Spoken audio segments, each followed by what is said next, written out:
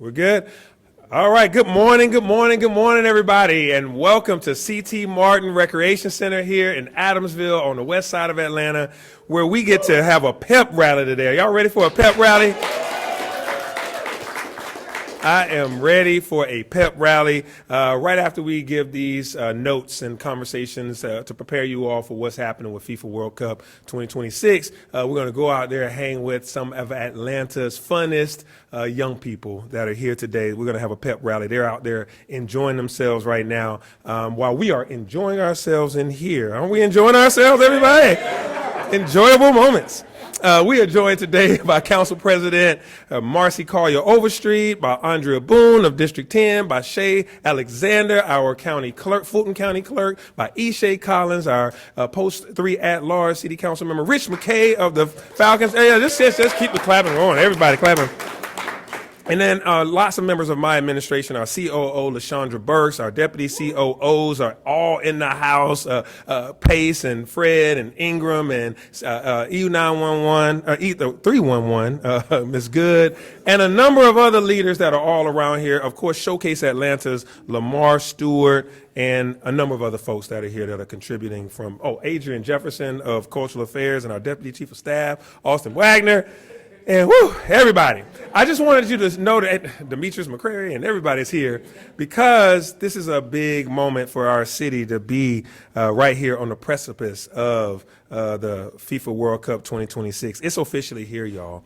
The first match is 6 days away, and Rich had hair a few days ago, and now this thing has gotten so close, it's just starting. And so almost 4 years ago to this date, in June of 2022, FIFA announced Atlanta would be a host city for the 2026 World Cup. I was only 6 months into my first term when that announcement came. And as soon as that announcement was made, our administration immediately began laying the groundwork for years of preparation so that Atlanta would be ready to once again take the world stage. Over the last 4 years, we've approached this opportunity the same way Atlanta approaches every major challenge and every major event, with preparation and partnerships all across this room, including Department of Parks and Recreation. I see Doug Voss over there. We've trained more than 400 city employees to help welcome our visitors from around the world to ensure that Atlanta is ready to be a host to an international audience. And so on the public safety front, which is, by the way, we will be hosting another press conference just purely on public safety tomorrow to discuss our public safety preparations. But to give you some of that today, we've conducted countless planning meetings, readiness exercises, tabletop exercises, and operational drills involving hundreds of public and private partners so that when the world arrives, Atlanta is ready. ATL-DOT, a department I created while sitting on the city council, has developed mobility plans, launched new navigation resources, and strengthened coordination with regional partners to help move people around our city safely and efficiently. By Atlanta's first match, ATL-DOT will have resurfaced more than 24 miles of streets, restriped 200 intersections, installed 150 new streetlights, and repaired 14 miles of sidewalks. That's a lot of work for ATL-DOT in a short amount of time. And that's in connection with our partners at GDOT. As you rode in today, we're on Martin Luther King, a freshly paved Martin Luther King. That is all in coordination from downtown all the way to the west side. And we recently launched the Navigate Atlanta, a one-stop shop of trip planning resources available through the city, through GDOT, MARTA, and other transportation partners. And so you can learn more about it at atl.direct. But Navigate Atlanta, which will help you navigate Atlanta during these matches. Our watershed management team has deployed innovative technology, installing 176 acoustic sensors and evaluated hundreds of miles of critical infrastructure to help ensure reliable service throughout the tournament and beyond for our residents and visitors. We even have backup plans for making sure that we have water tanker cars in the event of a real large emergency. At Hartsfield-Jackson Atlanta International Airport, the world's busiest and most efficient airport, we've enhanced the visitor experience improve wayfinding, prepared to welcome hundreds of thousands of travelers from across the globe. We've got all kinds of welcoming activities, from a soccer field in there to virtual games to experiencing all the Atlanta United uniforms that we've had, to just all the things to make sure they're welcome, including we just opened Atlas, which is right in the middle of the atrium, which is this sphere that gives you a great experience throughout the time that you're in the airport.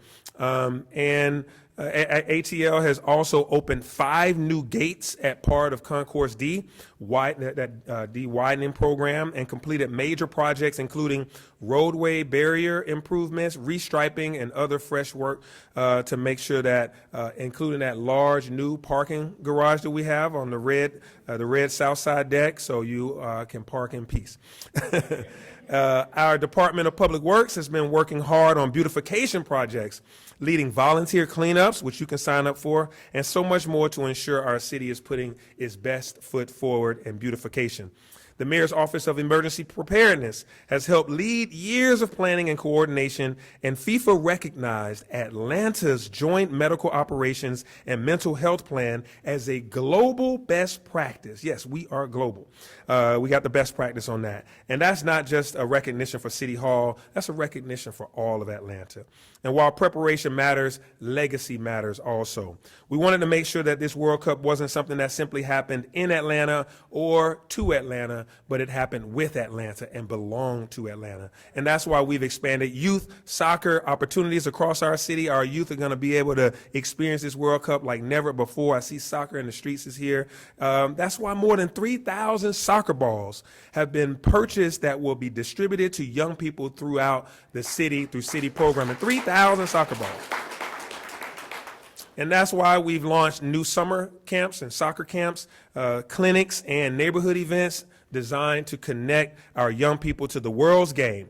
That's why you'll see murals, public art, and beautification projects throughout Atlanta, our Cultural Affairs Office, and others, including 11 FIFA-themed murals that celebrate our culture, our creativity, and our neighborhoods. And that's why we're bringing community events, watch parties, and activations into neighborhoods across the city, including right here on the Westside. Several of these funded by Showcase Atlanta's community engagement grants.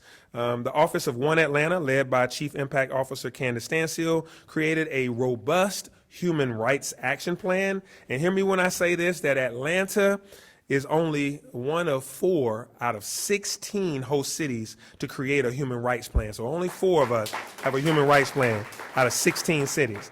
And the work of our Office of International and Immigrant Affairs has led the charge in ensuring that not only are we engaged on the diplomacy side, but we are working not only with our visiting countries, but we are also upholding our values to ensure that Atlanta is a welcoming city.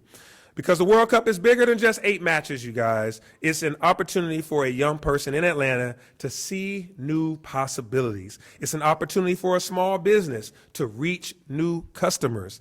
It's an opportunity for our city to showcase our excellence and our values on a global stage to a global audience, whether they're here in person or whether they see us digitally or through the lens on television. And it's an opportunity to create memories that will last for a long time and until beyond the final whistle at the matches.